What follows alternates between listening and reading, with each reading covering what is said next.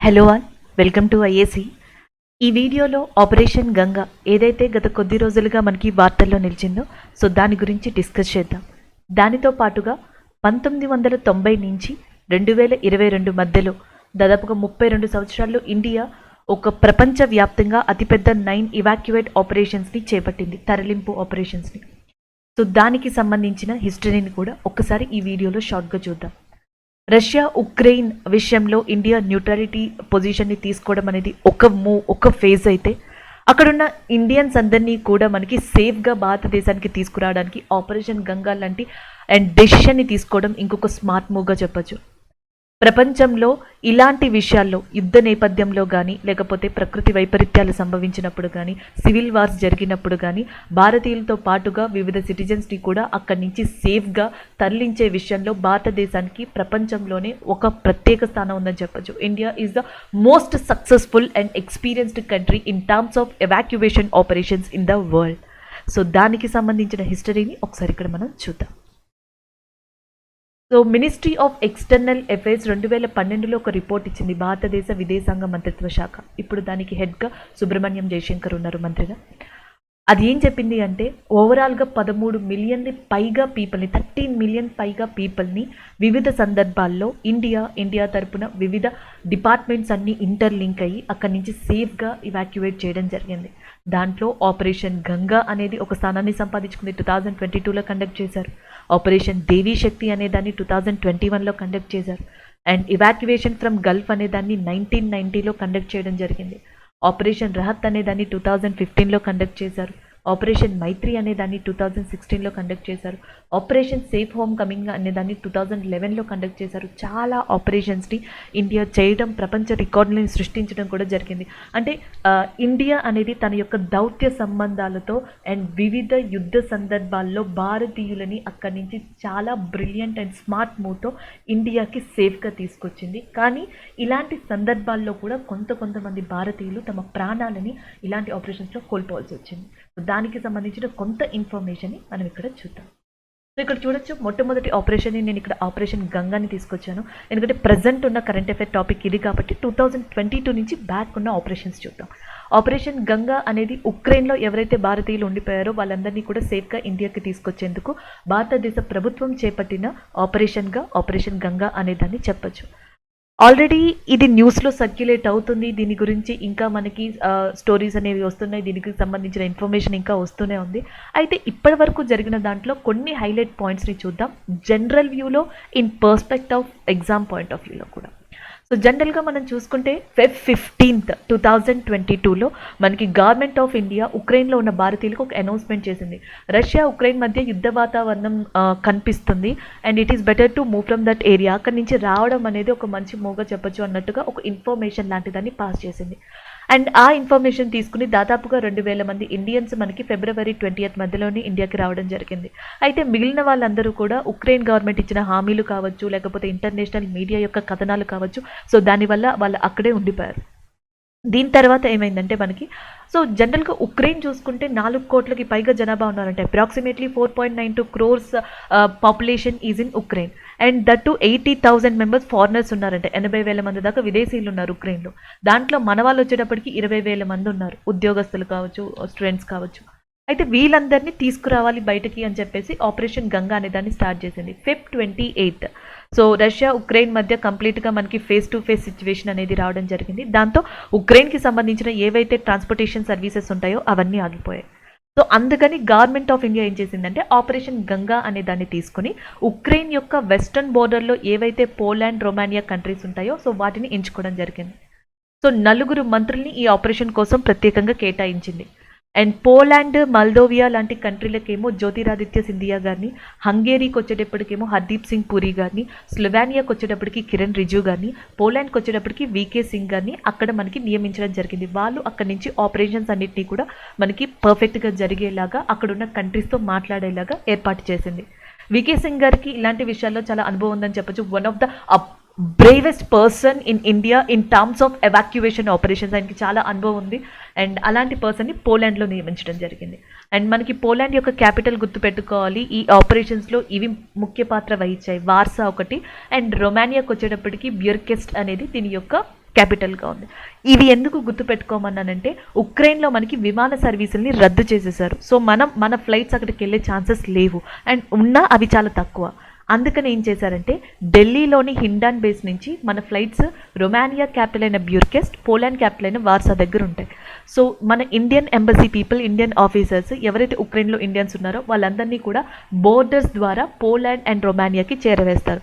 So అక్కడి నుంచి ఇండియన్స్ని హిండన్ బేస్కి తీసుకురావడం జరుగుతుంది. అక్కడి నుంచి వివిధ ప్రాంతాలకి పంపిస్తారు. 26 ఫ్లైట్స్ అనేవి ఈ ఆపరేషన్స్లో పార్టిసిపేట్ చేస్తున్నాయి. అండ్ ట్విట్టర్ కూడా తన వంతు సాయంగా మనకి ఒక ప్లాట్ఫామ్ని ఏర్పరిచింది. దాన్నే ఆపరేషన్ గంగా హెల్ప్ లైన్గా పిలవడం జరుగుతుంది. ట్విట్టర్ దీన్ని లాంచ్ చేసింది, ఆపరేషన్ గంగా అనే హెల్ప్ లైన్. అండ్ ఇంకొక విషయం ఏంటంటే జనరల్గా ఆపరేషన్ గంగలో కేవలం ఇండియన్స్ని మాత్రమే ఇండియాకి తీసుకునే పనిగా పెట్టుకోలేదు. అండ్ ఇంకొకటి కూడా ఉంది, హ్యుమానిటేరియన్ సర్వీసెస్ని మనం అందిస్తున్నాం. అక్కడ మానవతా సేవలు ఏవైతే ఉన్నాయో కొన్ని వాటిని మనం కూడా అందించడం జరుగుతుంది. ఉక్రెయిన్ రష్యా విషయంలో ఇండియా న్యూట్రాలిటీ స్టాండ్ని తీసుకుంది. రాజకీయ, ఆర్థిక అండ్ భౌగోళిక పరిస్థితుల దృష్ట్యాగా మనం అనుకోవచ్చు, జాగ్రఫికల్, ఎకనామికల్, పొలిటికల్ ఫ్యాక్టర్స్ ఉన్నాయి దాంట్లో. కానీ ఉక్రెయిన్లో ఉన్న ప్రజలకి ఇప్పుడు ఏవైతే టెంట్స్, బ్లాంకెట్స్, ఫుడ్ అనేది అవసరమో అండ్ వాటిని కూడా మనం రొమానియా, పోలాండ్ బోర్డర్స్ ద్వారా ఉక్రెయిన్ ప్రజలకి మనం అందజేస్తున్నాం. అండ్ కొంత మేరకు ఇవన్నీ కూడా ఆపరేషన్ గంగాలో భాగంగా చెప్పచ్చు. అయితే చాలా న్యూస్ ఛానల్స్ C-17 అనే దాన్ని హైలైట్ చేశాయి. సో దీన్ని కూడా ఒకసారి చూద్దాం. C-17 అనే దాన్ని కూడా. C-17 అనేది ఇండియన్ ఎయిర్ ఫోర్స్కి సంబంధించిన అతిపెద్ద ఎయిర్ లిఫ్టర్ ట్రాన్స్పోర్టర్గా చెప్పొచ్చు, ఎయిర్ ట్రాన్స్పోర్టర్ లిఫ్టర్గా చెప్పొచ్చు. సో దాదాపుగా 300 మంది పడతారంట ఈ దీంట్లో, C-17 అనే దాంట్లో. సో దీన్ని యూస్ చేసుకుంటుంది మెయిన్గా. ఇది అట్రాక్టివ్గా నిలిచింది ఆపరేషన్ గంగాలో. 2011లో యుఎస్ఏకి ఇండియాకి మధ్య ఒక ఒప్పందం జరిగింది $4.5 బిలియన్. ఆ ఒప్పందంలో భాగంగా 11 C-17 యుద్ధ విమానాల్ని ఇండియా పొందింది. దాంట్లో 3 C-17 యుద్ధ విమానాల్ని కేవలం ఆపరేషన్ గంగా కోసం ఇప్పుడు ఇండియన్ ఎయిర్ ఫోర్స్ అనేది యూజ్ చేస్తుంది. సో ఆపరేషన్ గంగా అనే కాదు, చాలా రెస్క్యూ ఆపరేషన్స్లో, హ్యుమానిటేరియన్ ఆపరేషన్స్లో ఇండియన్ ఎయిర్ ఫోర్స్ సహజంగా యూజ్ చేసుకుని ఒక యుద్ధ విమానంగా, ఒక క్యారియర్గా C-17 అనే దాన్ని చెప్తారంట. సో అందుకని చాలా న్యూస్ ఛానల్స్ కానీ, చాలా వార్తలు కానీ C-17ని ఆపరేషన్ గంగాలో కొంత మేరకు హైలైట్ చేయడం జరిగింది. So this is all about that operation Ganga ఏదైతే ఇప్పుడు మనకి వార్తల్లో నిలిచిందో అది. ఆపరేషన్ గంగ నుంచి ఇంకొక 1 ఇయర్ బ్యాక్ వెళ్తే మనకి 2021లో ఆపరేషన్ దేవీ శక్తి అనే దాన్ని ఇండియా కండక్ట్ చేసింది. 15th ఆగస్ట్ 2021 తాలిబన్స్ ఆల్మోస్ట్ ఆఫ్ఘనిస్తాన్ని ఆక్యుపై చేసుకున్నారు, ఆఫ్ఘనిస్తాన్ రాజధాని కాబూల్తో సహా, కేవలం పంజషీని మినహాయించి అప్పటికి. సో దాంతో 23rd ఆగస్టున మనకి ఇండియా ఆపరేషన్ దేవీ శక్తి అనే దాన్ని కండక్ట్ చేసింది. అండ్ యుఎస్ఏ ఆర్మీతో కలిసి ఇండియన్ ఆర్మీ, మన యుఎస్ఏ ఫోర్సెస్తో కలిసి ఇండియన్ ఫోర్సెస్ అక్కడున్న ఎవరైతే ఇండియన్స్ ఉన్నారో వాళ్ళని సేఫ్గా ఆఫ్ఘనిస్తాన్లోని ఎయిర్పోర్ట్కి తీసుకొచ్చి అక్కడి నుంచి ఆపరేషన్ దేవీ శక్తి ద్వారా ఇండియాకి తీసుకురావడం జరిగింది. దాదాపుగా మనకి 800 మందికి పైగా ఇండియన్స్ని దీంట్లో సేవ్ చేశారు. వాళ్ళతో పాటుగా కొంతమంది ఫారినర్స్ కూడా ఉన్నారు. 75 మంది ఆఫ్ఘనిస్తాన్ సిక్కుల్ని మనం సేవ్ చేసుకుని ఆపరేషన్ దేవీ శక్తి ద్వారా ఇండియాకి తీసుకొచ్చాం. ఆఫ్ఘనిస్తాన్ హిందూస్ని కూడా ఆపరేషన్ దేవీ శక్తి ద్వారా ఇండియాకి తీసుకురావడం జరిగింది. అండ్ వీటితో పాటుగా పీపుల్తో పాటుగా 3 గురు గ్రంథ్ సాహెబ్ బుక్స్ని కూడా ఇండియాకి తీసుకొచ్చారంట.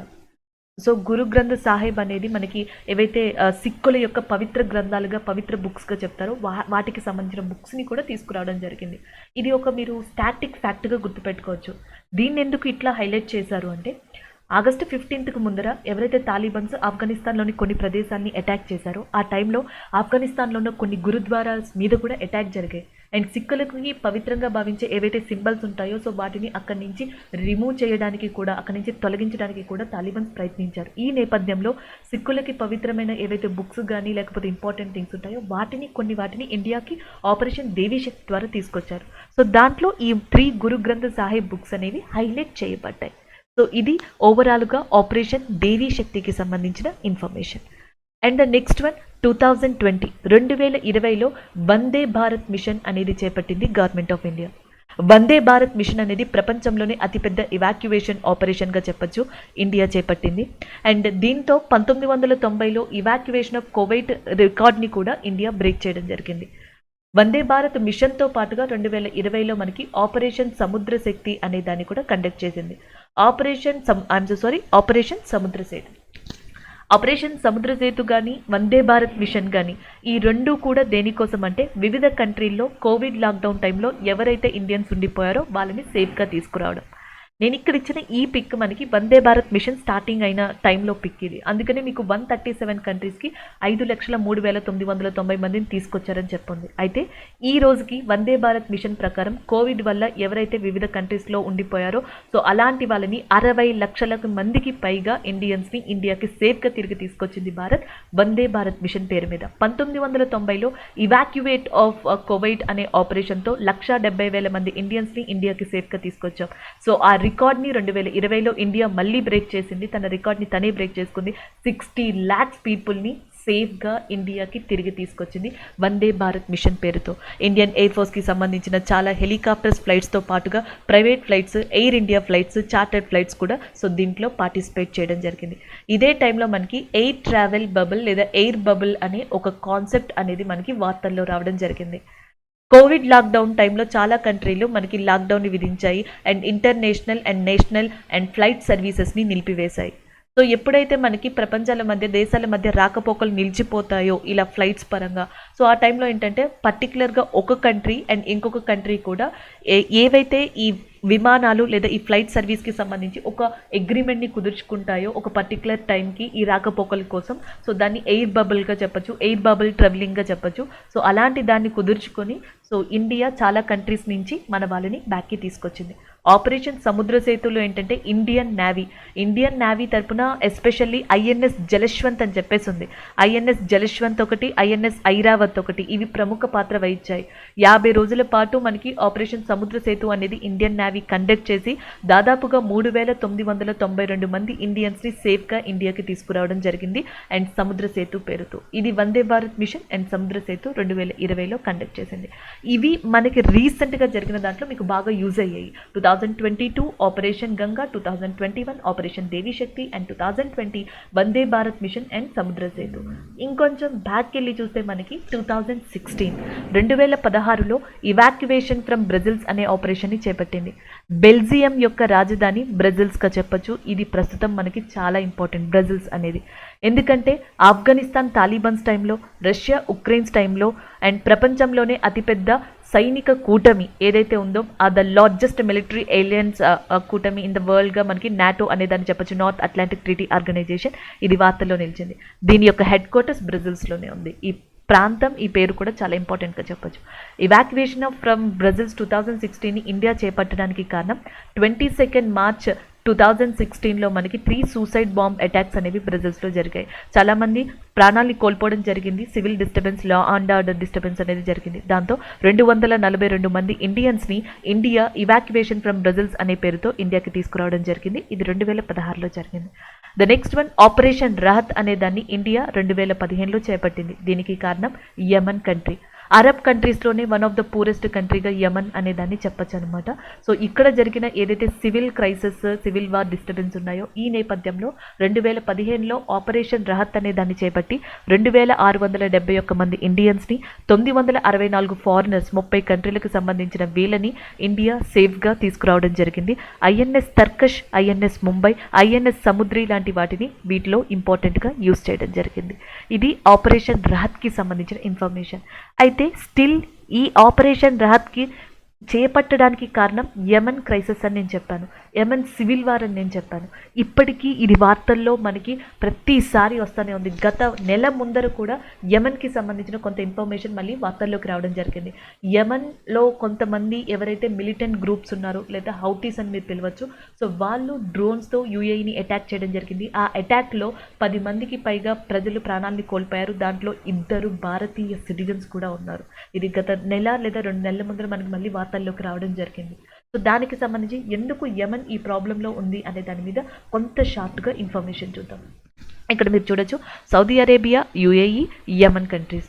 సో యమన్ కంట్రీని కనుక చూసుకుంటే మనకి అరబ్లోనే వన్ ఆఫ్ ద పూరెస్ట్గా నేను చెప్పాను. ఇక్కడ రిజర్వ్స్ కానీ ఎకనామిక్ సోర్సెస్ కానీ చాలా చాలా తక్కువ.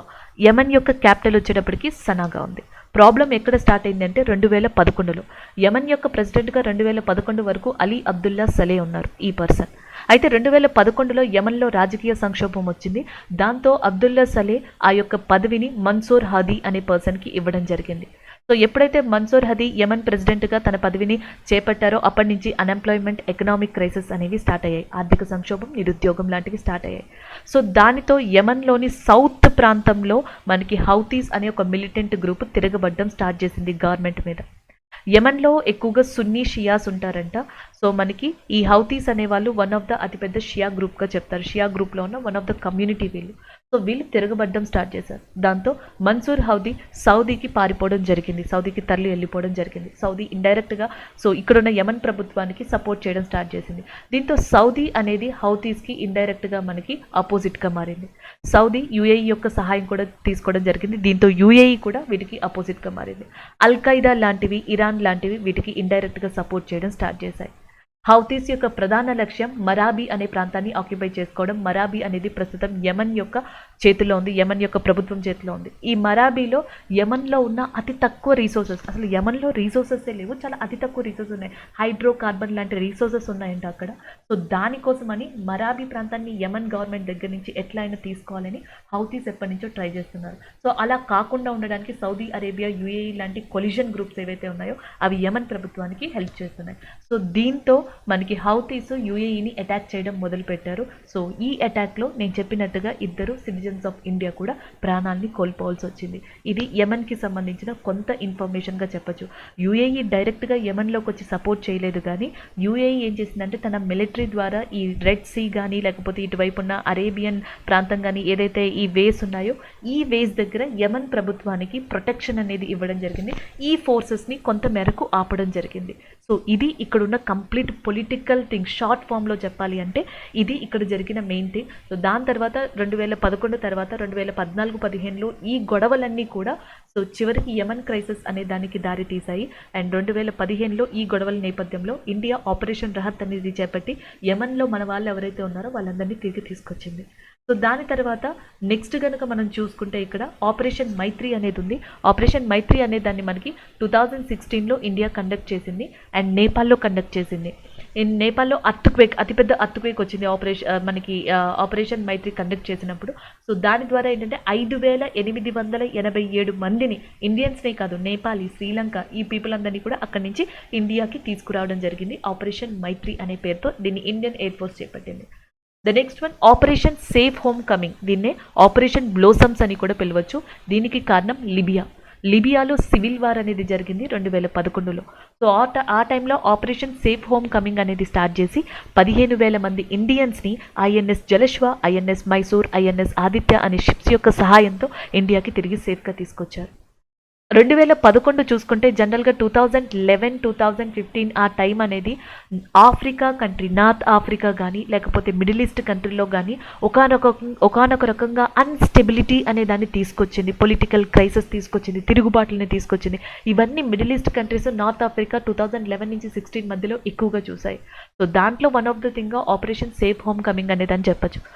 లిబియా యొక్క రాజధాని వచ్చేటప్పటికి ట్రిపోలీగా ఉంది. అసలు లిబియాలో యుద్ధం జరగడానికి కారణం ఏంటంటే 2011లో ఏదైతే మనకి 2011-15 మధ్య ఫేజ్లో మిడిల్ ఈస్ట్ కంట్రీలో కొన్ని ఇలాంటి తిరుగుబాట్లు జరిగాయో అవన్నీ కూడా లిబియాకి ఇన్స్పిరేషన్ ఇచ్చాయి. సో లిబియా ప్రజలు అప్పటి వరకు ఎవరైతే తమ రూలర్గా పరిపాలిస్తున్నారో అల్ కడాఫీ అనే పర్సన్ మీదకి తిరుగుబాటు చేయడం స్టార్ట్ చేశారు. సో దీంట్లో యూతే ఎక్కువగా ఉన్నారు అని చెప్పేసి అక్కడ మనకి ఇన్ఫర్మేషన్ కూడా ఇవ్వడం జరిగింది, డేటా కూడా ఇవ్వడం జరిగింది. సో అల్ కడాఫీకి అండ్ యాజ్ వెల్ యాజ్ లిబియాకి మధ్య అతిపెద్ద యుద్ధ వాతావరణం లాంటి పొజిషన్ అనేది మనకి రావడం జరిగింది. యుఎన్ సెక్యూరిటీ ఫోర్సెస్ కానీ లేకపోతే యుఎన్కి సంబంధించిన ఫోర్సెస్ కానీ లేకపోతే మిగతా కంట్రీస్ ఏవైతే ఉన్నాయో ఇవన్నీ కూడా దీంట్లో చొరవ చేసుకుని అండ్ దీనిని కంట్రోల్ చేయడానికి ట్రై చేశాయి. కాకపోతే 2011లో అది అతిపెద్ద సివిల్ వార్గా మనకి క్రియేట్ అవ్వడం జరిగింది. సో అది ఆపరేషన్ సేఫ్ హోమ్ కమింగ్కి సంబంధించిన ఇన్ఫర్మేషన్గా చెప్పచ్చు. అండ్ నెక్స్ట్ వన్ చూసుకుంటే ఆపరేషన్ సుకూన్. సో ఆపరేషన్ సుకూన్ అనేది 2006 జూలైలో మనకి ఇండియా చేపట్టిన ఆపరేషన్గా చెప్పచ్చు. ఇజ్రాయెల్, లెబనాన్కి సంబంధించి చిన్న యుద్ధ వాతావరణం లాంటిది సంభవించింది. సో ఆ టైంలో 2,000 మంది ఇండియన్స్ని, నేపాల్ని అండ్ శ్రీలంక పీపుల్ని ఇండియా సేఫ్గా ఐఎన్ఎస్ ముంబై, ఐఎన్ఎస్ శక్తి, ఐఎన్ఎస్ బ్రహ్మపుత్ర ద్వారా ఇండియాకి తీసుకొచ్చింది. ఎందుకంటే 2006లో మనకి ఈ లెబనాన్కి సంబంధించి ఒక మిలిటెంట్ గ్రూప్ ఉంది, హెజ్బొల్లా గ్రూప్ అని చెప్పేసి. ఈ హెజ్బొల్లా గ్రూప్ ఇజ్రాయెల్ బోర్డర్ దగ్గర అటాక్ చేయడం స్టార్ట్ చేసింది. సో దానివల్ల ఇజ్రాయెల్కి లెబనాన్కి మధ్య కొంత షెల్లింగ్ వాతావరణం అనేది స్టార్ట్ అయింది. ఈ నేపథ్యంలో అక్కడి నుంచి ఇండియన్స్ని తిరిగి తీసుకొచ్చేసింది మనకి ఆపరేషన్ సుకూన్ అనే పేరుతో. లెబనాన్ యొక్క రాజధాని బీరట్ అండ్ ఇజ్రాయెల్ యొక్క రాజధాని వచ్చేటప్పటికి మనకి జెరూసలేంగా ఉంది. అండ్ ద నెక్స్ట్ వన్ చూద్దాం, ఎవాక్యువేషన్ ఫ్రమ్ ద గల్ఫ్. నేను చెప్పినట్టుగా భారతదేశం యొక్క మొట్టమొదటి అతిపెద్ద ఇవాక్యువేషన్ ఆపరేషన్గా ఇవాక్యువేషన్ ఫ్రమ్ ద గల్ఫ్గా చెప్పచ్చు. ఆగస్టు 2, 1990లో మనకి గల్ఫ్ వార్ అనేది స్టార్ట్ అయ్యింది. అండ్ సదాం హుస్సేన్ ఎవరైతే ఇరాక్కి సంబంధించిన పర్సన్ ఉన్నారో కువైట్ని ఎనాక్ట్ చేయడానికి, కువైట్ని ఆక్యుపై చేసుకోవడానికి ట్రై చేశారు అండ్ కువైట్ మీద అటాక్స్ని స్టార్ట్ చేశారు. ఈ నేపథ్యంలో మనకి ఇండియన్స్ని ఇవాక్యువేషన్ ఫ్రమ్ గల్ఫ్ అనే పేరుతో ఎయిర్ ఇండియా యొక్క సహాయంతో భారతదేశం తీసుకొచ్చింది. దాదాపుగా 1,70,000 మంది ఇండియన్స్ని తీసుకురావడం జరిగింది. అయితే ఆగస్టు 2, 1919 మనకి ఇరాన్కి సంబంధించిన ఫోర్సెస్ సద్దాం హుసేన్ దళాలు కువైట్ని ఆక్యుపై చేసుకోవడం స్టార్ట్ చేశాయి. దీంతో యునైటెడ్ నేషన్ జాన్ 15, 1991ని డెడ్ లైన్గా ఇవ్వడం జరిగింది. అండ్ కువైట్ నుంచి వెనక్కి వెళ్ళాలి, కువైట్ మీద అటాక్స్ ఆపాలని చెప్పడం జరిగింది. కానీ ఇది విధించిన తర్వాత కూడా సద్దాం హుసేన్ గ్రూప్స్ అన్ని కూడా పదే పదే కువైట్ మీద అటాక్స్ చేయడం, కువైట్లోని ప్రాంతాలని ఆక్యుపై చేసుకోవడం స్టార్ట్ చేశాయి. దీంతో యునైటెడ్ నేషన్, యుఎస్ఏ అండ్ దాదాపుగా 35 కంట్రీలు కలిసి 7 లక్షల ట్రూప్స్తో మనకి సౌదీ అరేబియా వైపు నుంచి కువైట్ మీదకి అటాక్ వెళ్ళడం స్టార్ట్ చేశాయి. మొట్టమొదటిసారిగా ఆపరేషన్ డెజర్ట్ స్టార్మ్ అనే దాన్ని స్టార్ట్ చేసి అండ్ ఏదైతే మనకి ఇరాన్లో air forces, oil tankers, oil bases, infrastructure ఉన్నాయో వాటిని డిస్ట్రాయ్ చేయడం స్టార్ట్ చేశాయి. ఆపరేషన్ డెజర్ట్ సబ్రే అనే పేరుతో ఏదైతే ఇరాక్ ఆర్మీ ఏదైతే ఉందో దానిని కానీ సద్దాం హుసేన్ సేనల్ని కానీ కంట్రోల్ చేయడం స్టార్ట్ చేశాయి. చివరికి ఫిబ్రవరి 28, 1991 కువైట్ నుంచి అండ్ సద్దాం హుసేన్ ఫోర్సెస్ని వెనక్కి వేయబడ్డాయి అండ్ వార్ అనేది ఎండ్ అయ్యింది. సో ఇది మనకి 1990 నుంచి 91 మధ్యలో జరిగిన గల్ఫ్ వార్కి సంబంధించిన ఇన్ఫర్మేషన్. ఇక్కడి నుంచి ఈ వార్ నేపథ్యంలో ఇవాక్యువేషన్ ఫ్రమ్ ద గల్ఫ్ అనే దాన్ని చేపట్టి 488 ఫ్లైట్స్ ద్వారా 59 రోజుల్లో 1,70,000 మంది ఇండియన్స్ని ఇండియాకి తీసుకొచ్చాం. ఈ టైంలో కేరళ గవర్నమెంట్ కూడా తన యొక్క సాయంగా ఫుడ్ని హెల్ప్ చేసింది. ఫుడ్కి సంబంధించిన ఏదైతే కంప్లీట్గా మనకి ఫినాన్షియల్ హెల్ప్ ఉందో అదంతా కూడా కేరళ గవర్నమెంట్ బాధ్యత తీసుకోవడం జరిగింది. ఈ నేపథ్యంలో రంజిత్ కతియల్ అనే పర్సన్ కూడా న్యూస్లోకి రావడం జరిగింది. అతిపెద్ద బిజినెస్ పర్సన్, ఇండియాకి సంబంధించిన అతిపెద్ద బిజినెస్ పర్సన్ కువైట్లో. సో ఈయన ఎక్కువగా సాయపడ్డారు అండ్ ఈయన యొక్క స్టోరీ కథనం మీదే 2016లో మనకి ఎయిర్ లిఫ్ట్ అనే మూవీని అక్షయ్ కుమార్ తీయడం జరిగింది. బట్ ఇది కాంట్రవర్షియల్గా అని చెప్పొచ్చు. కేవలం ఇండియన్ గవర్నమెంటే చేసింది, ఈయన సాయం లేదని కొంతమంది, లేదు ఈయన చేశారని కొంతమంది చెప్తా ఉంటారు. బట్ ఏదేమైనా ఇవాక్యువేషన్ ఫ్రమ్ ద గల్ఫ్ అనేది మనకి ఇండియా చేపట్టింది 1990లో అతిపెద్ద ఇవాక్యువేషన్ ఆపరేషన్. దీన్ని 2020లో వందే భారత్ మిషన్ అనేది బ్రేక్ చేసింది. సో ఇవి 1990 దగ్గర నుంచి 2022లో భారతదేశం చేపట్టిన అతిపెద్ద ఇవాక్యువేషన్ ఆపరేషన్స్గా చెప్పచ్చు. Thank you.